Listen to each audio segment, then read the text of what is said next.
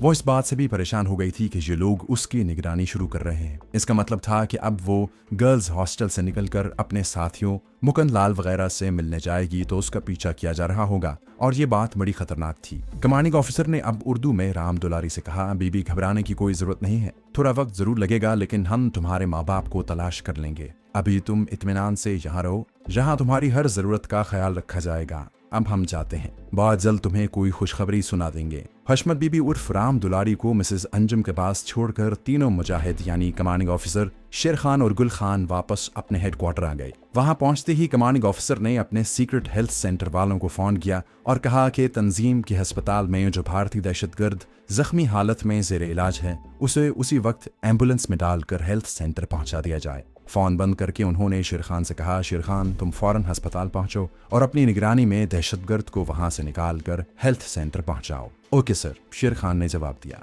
उसके फौरन बाद शेर खान जीप लेकर अस्पताल की तरफ रवाना हो गया। कमांडिंग ऑफिसर ने गुल खान से कहा, गुल खान तुम ऐसा करो कि अपने 2 कमांडो को सिविलियन कपड़ों में मिसेस अंजुम के गर्ल्स हॉस्टल के बाहर ड्यूटी लगा दो। उन्हें किसी तरीके से हशमत बीबी की शक्ल दिखा दो और उन्हें हुक्म दो कि वो उस औरत की निगरानी करें। वो अगर हॉस्टल से निकलकर किसी तरफ जाती है तो उसका पीछा करें। ठीक है सर। ये कहकर गुल खान भी कमरे से चला गया। उसी वक्त उसने 2 बड़े तजुर्बाकार सुराग रसां कमांडोज को अपने साथ जीप में बिठाया और सीधा मिसेस अंजुम के गर्ल्स हॉस्टल में आ गया।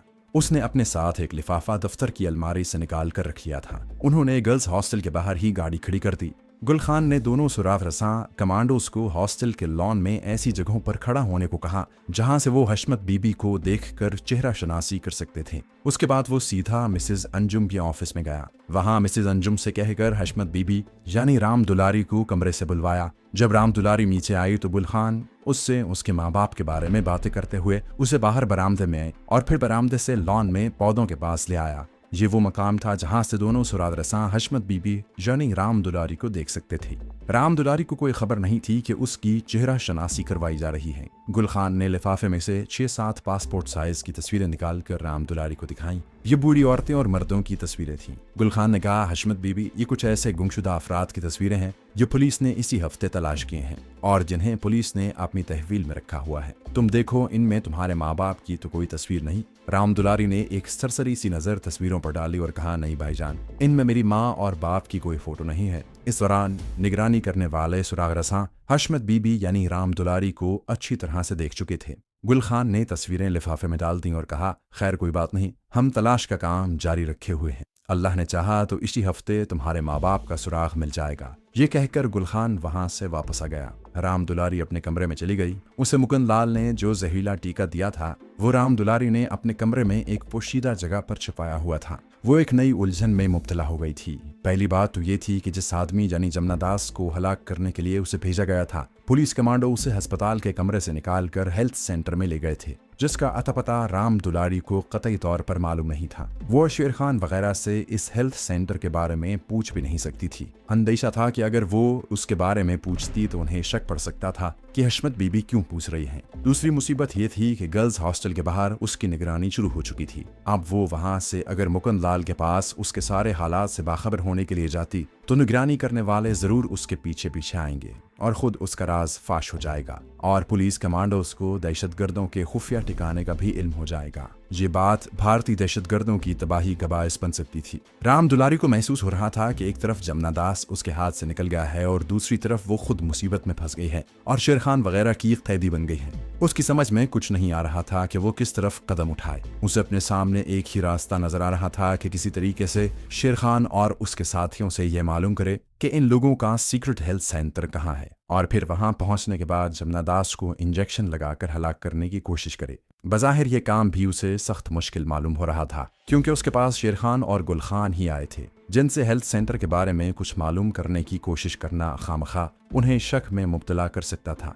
दूसरी तरफ जब 3 दिन गुजर गए तो कमांडिंग ऑफिसर ने कमांडो शेर खान से कहा, इस औरत हशमत बीबी से मजीद मालूमात हासिल करने की कोशिश करनी चाहिए। अगर इसकी बताई हुई मालूमात हमारे किसी काम नहीं आ सकती तो बेहतर है कि इसे दारुल अमान में भिजवा दिया जाए। गर्ल्स हॉस्टल में हम इसे ज्यादा देर अपनी तहवील में नहीं रख सकते। ये हुक्म पाकर शेर खान गर्ल्स हॉस्टल राम दुलारी के पास पहुंच गया। उसे मिसेज अंजुम के साथ वाले अकेले कमरे में बुलवाकर उससे इधर उधर की बातें शुरू कर दी। उसे बताया कि अभी तक उसके माँ बाप का कोई सुराग नहीं मिला।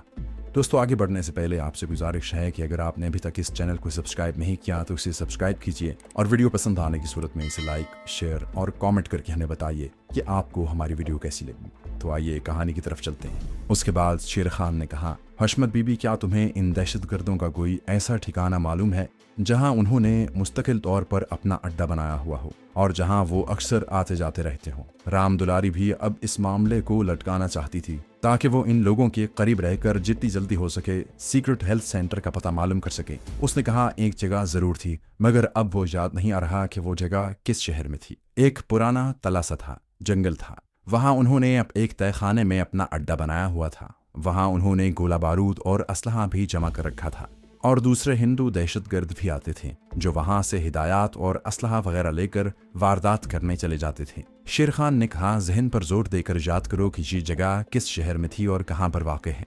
शायद तुम्हें याद आ जाए, क्योंकि अगर हम वहां तक पहुंच जाते हैं तो यकीन करो कि तुम्हारे माँ बाप का सुराग जरूर मिल जाएगा। हमें खुफिया जरियों से ये इत्तला मिल चुकी है कि तुम्हारे माँ बाप इन काफिर दहशतगर्दों की कैद में हैं। राम दुलारी दिल में हंस पड़ी कि ये आदमी शेर खान उसे किस तरह बेवकूफ़ बनाने की कोशिश कर रहा है, मगर मकाम ऐसा था कि वो बेवकूफ़ बनकर ही अपना मतलब हासिल कर सकती थी। जिस तरह बिजली चमक जाती है, बिल्कुल उसी तरह राम दुलारी के जहन में एक ख्याल आया। उसने शेर खान की तरफ देखते हुए एकदम कहा, एक बात हो सकती है। शेर खान ने जल्दी से पूछा, वो क्या? राम दुलारी ने कहा, किसी वक्त ऐसा भी हो जाता है कि आदमी को कोई ख़ास शक्ल या कोई ख़ास जगह याद न आ रही हो तो उससे मिलती जुलती कोई शक्ल या जगह उसे दिखा दी जाए, या वो खुद उसे देख ले तो उसे एकदम ख़ास शक्ल या ख़ास जगह याद आ जाती है। शेर खान ने कहा, मैं तुम्हारी बात समझा नहीं, तुम कहना क्या चाहती हो? राम दुलारी बोली, मैं ये कहना चाहती हूँ भाईजान कि तुम लोगों ने काफिरों का जो एक आदमी पकड़ा है और जो जख्मी हालत में है, अगर मैं एक नज़र उसकी शक्ल देख लूं तो मुमकिन है उसको देखकर मुझे वो शहर और वो जगह याद आ जाए जहां इन लोगों ने अपना मुस्तकिल अड्डा बनाया हुआ था। क्योंकि ये आदमी जो इस वक्त जख्मी हालत में है तुम्हारी कैद में है। उस अड्डे में बाहर से आने वाले काफिरों को गोला बारूद और बम वगैरह दिया करता था और पहले से वहीं रह रहा था। जब मुझे वहां ले जाया गया था तो ये पहले से वहां मौजूद था। उसके बाद वो भी हमारे साथ ही लाहौर आ गया। मैं यकीन से तो नहीं कह सकती, लेकिन मेरा ख्याल है कि शायद उसकी सूरत देखकर मेरे जहन में वहाँ की सारी याद और वहाँ का सारा नक्शा आंखों के सामने आ जाए और वो शहर भी याद आ जाए जहाँ ये खुफिया अड्डा था। शेर खान को इसमें कोई काबिल एतराज़ बात नजर न आई कि वो हशमत बीबी को सीक्रेट हेल्थ सेंटर ले जाकर उसे गिरफ्तार शुदा जख्मी भारतीय दहशतगर्द की शक्ल दिखा दे। फिर भी उसने अपने कमांडिंग ऑफिसर से मशवरा करना जरूरी समझा। उसने कहा, ठीक है हशमत बीबी, मैं अपने साथी से मशवरा करके तुम्हें कल बताऊंगा। शेर खान ने गर्ल्स हॉस्टल से वापस आकर गुल खान से मशवरा किया। उसने कहा, इस खातून को हेल्थ सेंटर ले जाने में कोई कबाहत नहीं है। हो सकता है जख्मी दहशतगर्द को देखकर इसे वाकई वो शहर याद आ जाए और वो जगह भी याद आ जाए जहां इन भारतीय दहशतगर्दों ने अपना खुफिया हेडक्वार्टर बना रखा है। उसका ये कहना बहुत हद तक सही है, क्योंकि आम जिंदगी में ऐसा होता है कि एक शक्ल को देखकर दूसरी शक्ल याद आ जाती है और एक शहर की तस्वीर देखकर कोई उसी से मिलता जुलता दूसरा शहर याद आता है। फिर भी हमें सीओ साहब से बात करनी होगी। उनकी इजाज़त के बगैर हम इस खातून को सीक्रेट हेल्थ सेंटर नहीं ले जा सकते। कुछ देर के बाद शेर खान और गुल खान दोनों अपने कमांडिंग ऑफिसर के सामने उनके ऑफिस में बैठे थे। कमांडिंग ऑफिसर ने सारी बात सुनने के बाद कहा, यह बात हमारे ज़ाब्ते के खिलाफ है। हम अपनी खुफिया जगहों पर किसी बाहर के आदमी को जाने की इजाज़त नहीं दे सकते, लेकिन जिस सूरत हाल ऐसी बन गई है कि हमें थोड़ी देर के लिए अपने कायदे कानून को भुलाना ही पड़ेगा। सिर्फ एक एहतियात करना, हशमत बीबी की आंखों पर पट्टी बांधकर हेल्थ सेंटर में ले जाना। ऐसा ही करेंगे सर, शेर खान ने कहा। उस वक्त रात हो रही थी। दूसरे दिन शेर खान ने गुल खान को साथ लिया और गर्ल्स हॉस्टल आ गया। राम दुलारी यानी हशमत बीबी को बुलवा कर शेर खान ने उससे कहा, बीबी, हमने अपने साथियों से मशवरा कर लिया है। हम तुम्हें उस जगह लिए चलते हैं जहां वो दहशतगर्द ज़ेरे इलाज है जिसे हमने जख्मी हालत में गिरफ्तार किया था और जिसे तुम एक नज़र देखना चाहती हो सकता है उसे देखकर तुम्हें और बहुत कुछ याद आ जाए। राम दुलारी के दिल की मुराद पूरी हो गई थी। उसे ऐसे लगा जैसे अंधेरे में चलाया हुआ उसका तीर ठीक निशाने पर लगा है, मगर चेहरे से उसने किसी किस्म की खुशी का इजहार न किया, बल्कि उल्टा गुस्से में आकर बोली, मैं इस मनहूस कुत्ते की सूरत तक नहीं देखना चाहती, लेकिन ये मेरे मुल्क पाकिस्तान का मामला है। मुझे यकीन है कि इस काफिर कुत्ते की शक्ल देखकर मुझे वो जगह और शहर जरूर याद आ जाएगा जहां इन लोगों ने अपना मुस्तकिल ठिकाना बना रखा है। शेर खान ने कहा, लेकिन तुम्हें एक तकलीफ हम जरूर देंगे, इसके लिए तुम हमें जरूर माफ कर देना। राम दुलारी ने अपने दिमाग में जो मंसूबा तैयार किया था उसको धक्का तो जरूर लगा, लेकिन वो ऐसा करने से रुक नहीं सकती थी। ये उसकी मजबूरी थी। गुल खान ने कहा, अगर तुम तैयार हो तो इसी वक्त हमारे साथ चली चलो, हमारी गाड़ी बाहर खड़ी है। राम दुलारी ने कहा, मैं कमरे को ताला लगा कर आती हूँ। राम दुलारी ने अपने कमरे में आकर जहां उसने जहरीले इंजेक्शन की सिरिंज रुमाल में लपेट कर छुपाई थी वहां से उसे निकाला और उसे अपने सीने के साथ अंगिया में छुपा लिया और कमरे को बाहर से ताला लगाकर नीचे आ गई। बाहर उनकी जीप खड़ी थी जो तरपाल से चारों तरफ से बंद थी।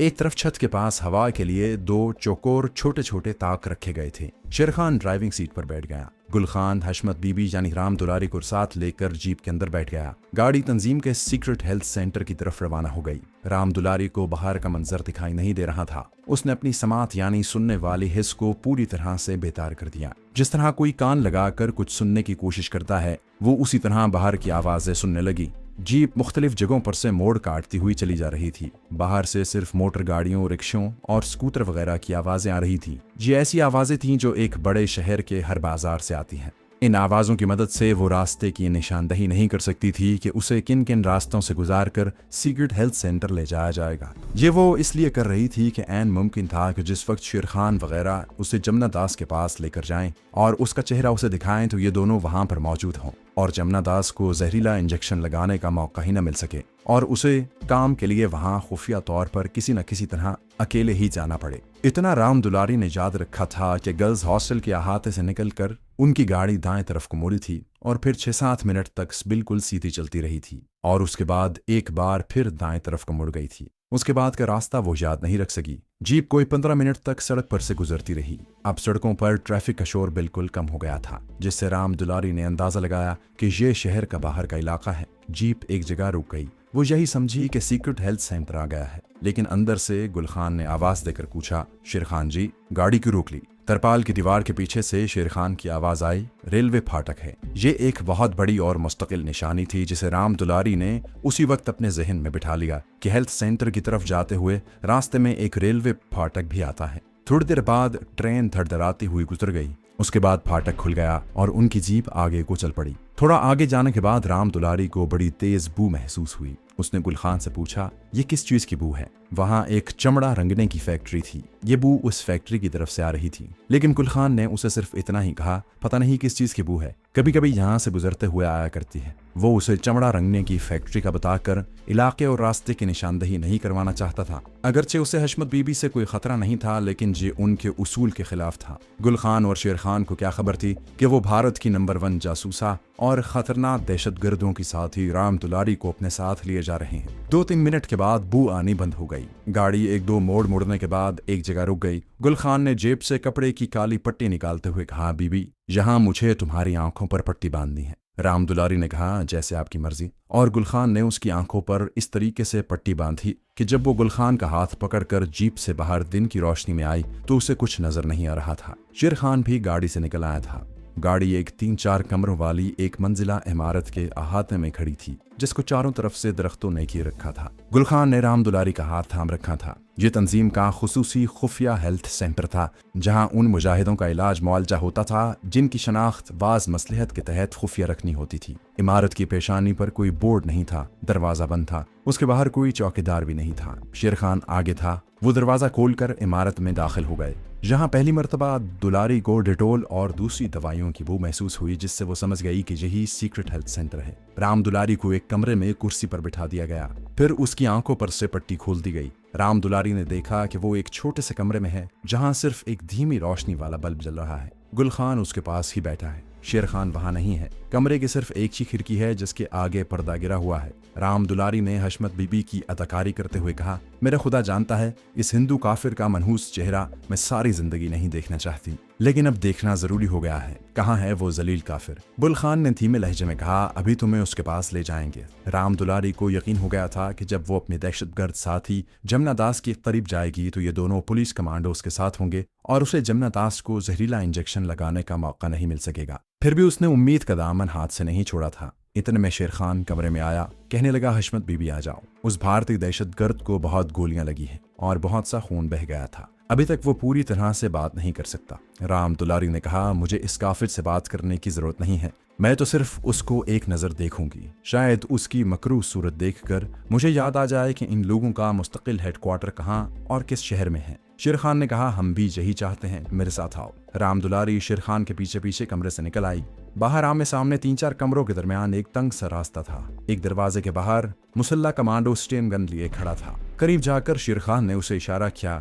گارڈ ڈیوٹی پر کھڑے کمانڈو نے کمرے کا دروازہ آدھا کھول دیا۔ شیر خان رام دلاری کو لے کر کمرے میں داخل ہو گیا۔ گل خان ان کے پیچھے تھا۔ کمرے میں گہری خاموشی چھائی ہوئی تھی۔